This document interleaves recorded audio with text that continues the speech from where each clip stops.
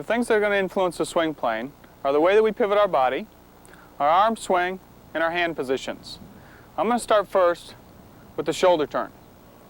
When you set up to the golf ball, you've got the posture that Mark described and showed you, where you've got a little bit of bend forward from your hips.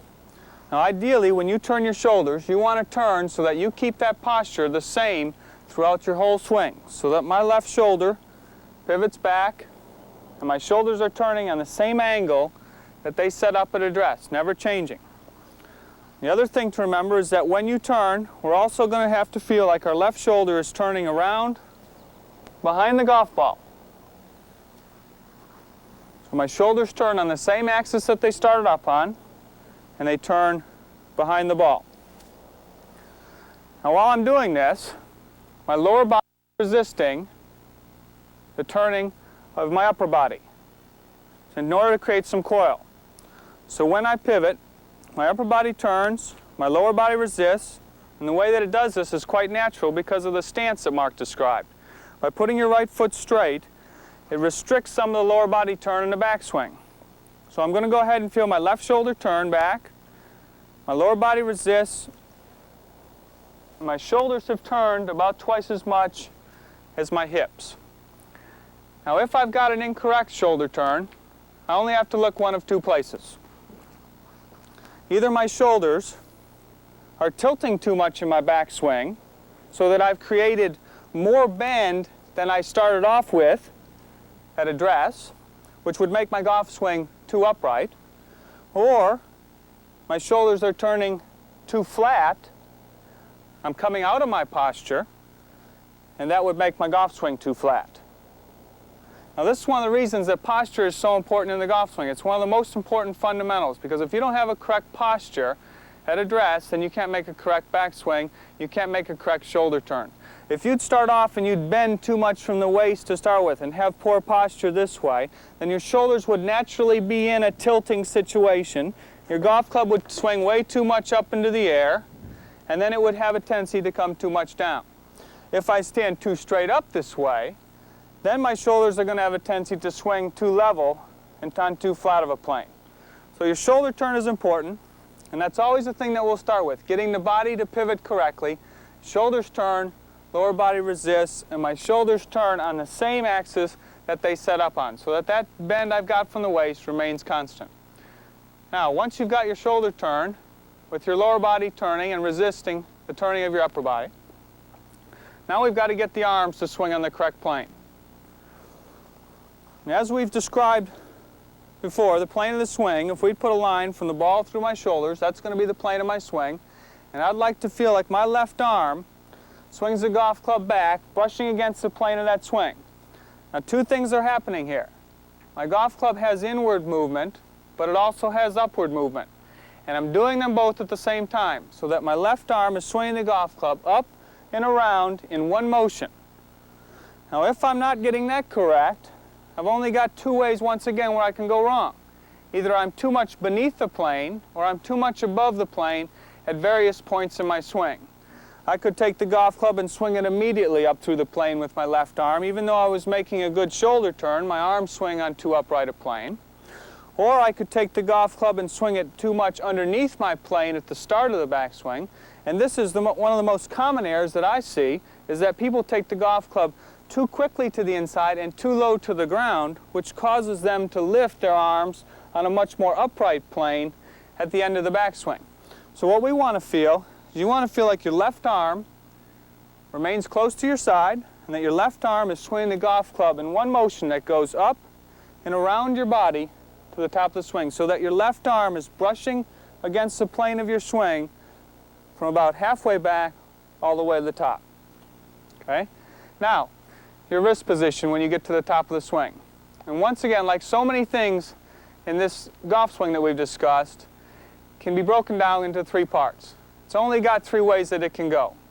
Your wrists are either in a neutral position when you get to the top of the swing, where your left arm and left wrist are both on the same plane right down to the ball, or you've got your wrists in a cupped position, which is more of an upright position, or you've got your wrists in a bowed position at the top, which is a much flatter position.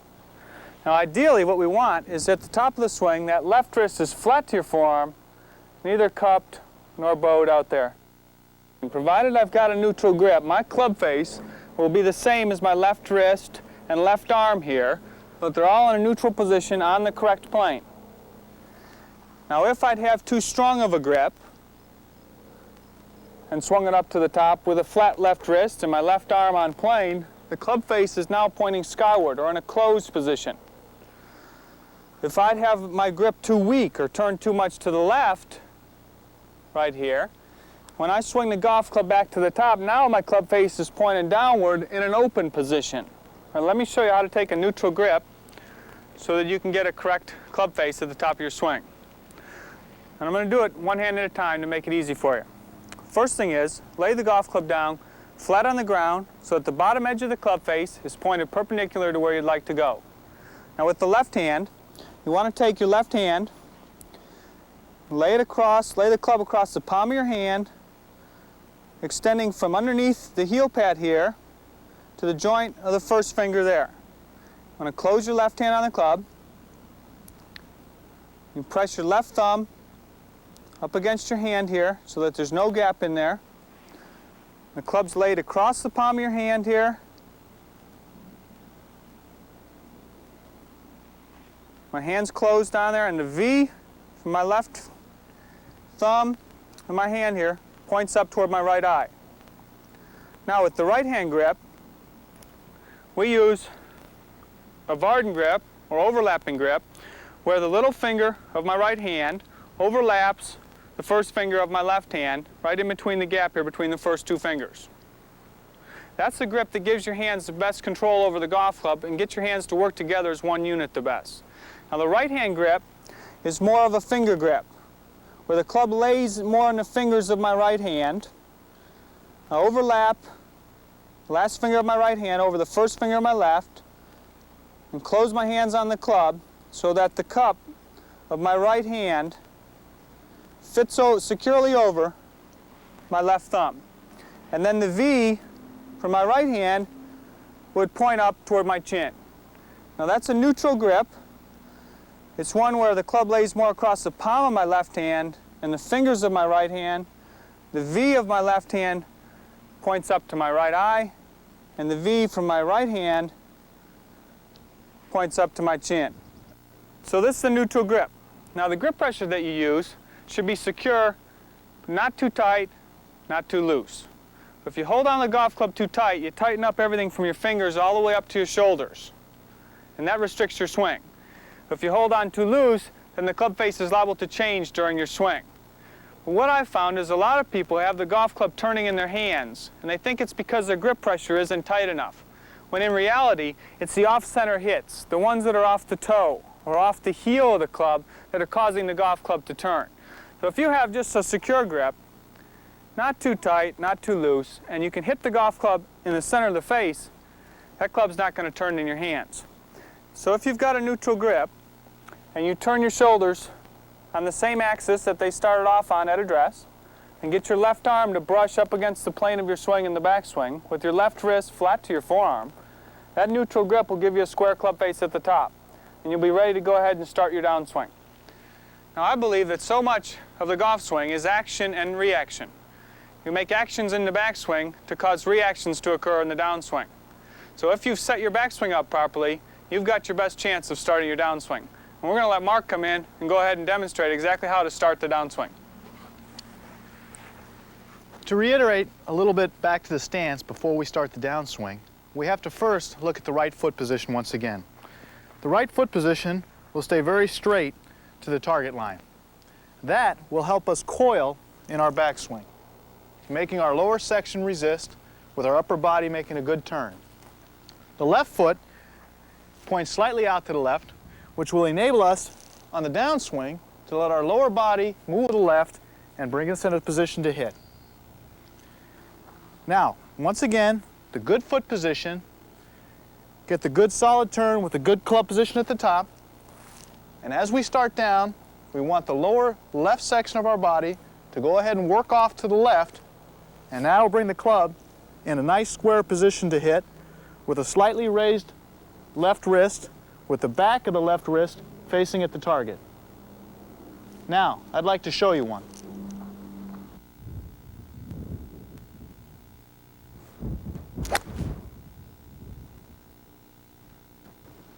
That was good, Mark. But you know, we've given these folks an awful lot of information in a pretty short time. Right now, why don't we go ahead and summarize what we've gone through so far? That sounds great, Hank. The ideal golf swing moves along a constant plane. A machine like Iron Byron illustrates the concept of a perfect swing plane.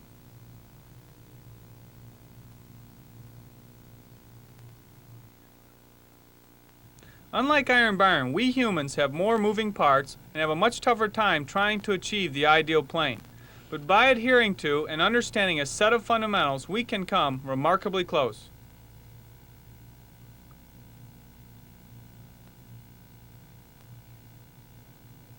In the stance, it's important for the right foot to be positioned square or perpendicular to the target line. The left foot should be pointed out about a quarter of a turn toward the target. This applies to all clubs.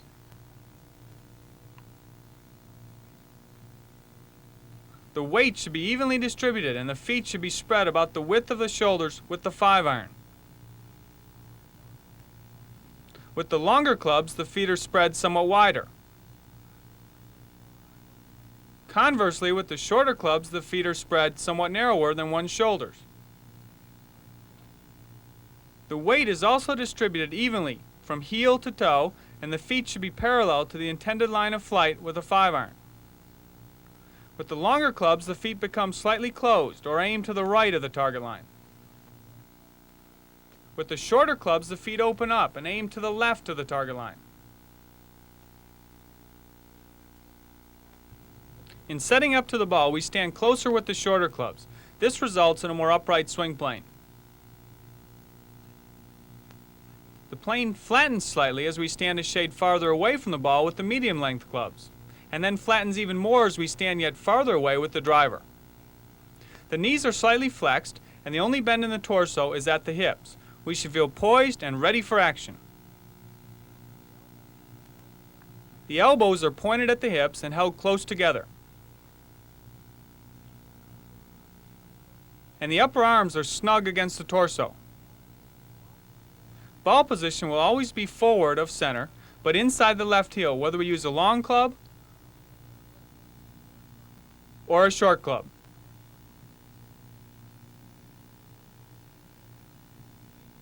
In making the backswing, it's essential that the angle created by the bend at the hips remains constant. Only then can we hope to stay on the plane.